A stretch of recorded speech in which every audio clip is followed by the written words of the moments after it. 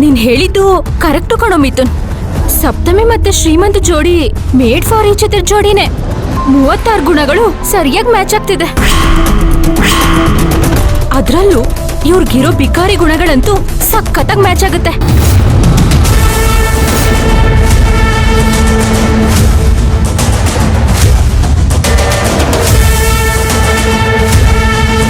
ಇವ್ರಿರೋದು ಬಿಕಾರಿ ತರ, ನಡ್ಕೊಳ್ಳೋದು ಬಿಕಾರಿ ತರಾನೇ. ಕೊನೆನಲ್ಲಿ ಜೀವನ ಮಾಡೋದು ಕೂಡ ಬಿಕಾರಿ ತರಾನೇ. ಏಯ್, ಯಾರಿಗೆ ಬಿಕಾರಿ ಅಂತಿದ್ಯಾ?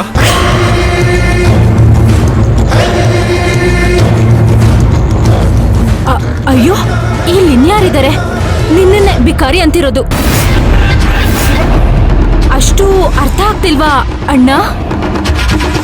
ನಾಲ್ಗೆ ಮೇಲೆ ಹಿಡ್ತಾ ಇರ್ಲಿ, ಇಲ್ಲಾಂದ್ರೆ ಇಲ್ಲಿ ನಡೆಯೋದೇ ಬೇರೆ. ಮಂಜರಿ, ನಿನಗಷ್ಟೆಲ್ಲ ಸೀನ್ ಇಲ್ಲ, ಸುಮ್ನೆ ನಿಂತ್ಕೋ. ಮಂಜರಿ, ಇಲ್ಲಿವರೆಗೂ ಏನೇನೋ ಪ್ಲಾನ್ ಮಾಡಿ ನಮ್ ಎಲ್ರೂ ಖುಷಿನೂ ಹಾಳು ಮಾಡ್ಬೇಕು ಅಂತ ಅನ್ಕೊಂಡಿದ್ದೆ. ಆದ್ರೆ ಅದ್ಯಾವುದೂ ವರ್ಕ್ ಆಗ್ಲಿಲ್ಲ. ಇಷ್ಟೆಲ್ಲ ಆದ್ರೂ ನಾವ್ ಏನು ಮಾತಾಡದೆ ಸುಮ್ನೆ ಇದೀವಿ. ಇದ್ರ ಮೇಲ್ ನೀನೇನಾದ್ರೂ ಬಾಲ ಬಿಚ್ಚಿದ್ರೆ ನಿನ್ ಬಾಲನ ಕಟ್ ಮಾಡ್ಬೇಕಾಗತ್ತೆ. ಹುಷಾರ್.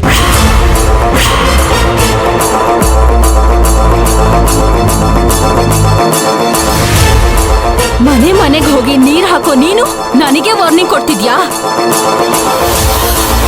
ಅದಕ್ಕೆ ನಾನ್ ಹೆದರ್ಕೊಂಡ್ಬಿಡ್ಬೇಕಾ? ಬೀದಿ ಬಿಕಾರಿಗಳಿಗೆಲ್ಲ ಹೆದರ್ಕೊಂಡ್ರೆ ಜೀವನ ಮಾಡಕ್ ಆಗತ್ತಾ ಮಿಥುನ್?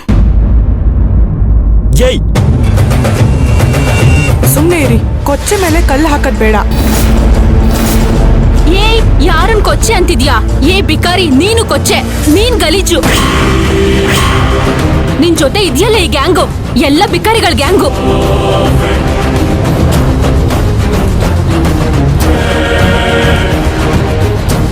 ನಿನ್ ತಮ್ಮ ತಂಗಿ ಅಂದ್ರು ಮೊದ್ಲೇ ಲೋಕಲ್ಗಳ ತರ ಆಡ್ತಾರೆ. ಅದ್ರಲ್ಲೂ ನೀವು ಇನ್ನೂ ಲೋ ಕ್ಲಾಸು.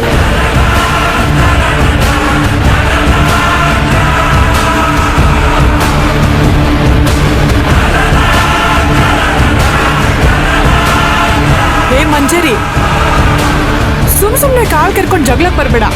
ನಮ್ಮನೆಲ್ಲ ಲೋ ಕ್ಲಾಸ್ ಅಂತ ಅನ್ಕೊಂಡು ನೀನ್ ಅದಕ್ಕಿಂತ ಲೋ ಕ್ಲಾಸ್ ಆಗಿ ಬಿಹೇವ್ ಮಾಡ್ತಿದ್ಯಾ. ಸುಮ್ನೆ ಜಗಳ ಮಾಡ್ಬೇಡ, ಹೊರಡು ಇಲ್ಲಿಂದ. ಹೋಗಲ್ವೇ? ಏನೇ ಮಾಡ್ತೀಯಾ? ನನ್ನನ್ನೇ ಲೋ ಕ್ಲಾಸ್ ಅಂತೀಯಾ?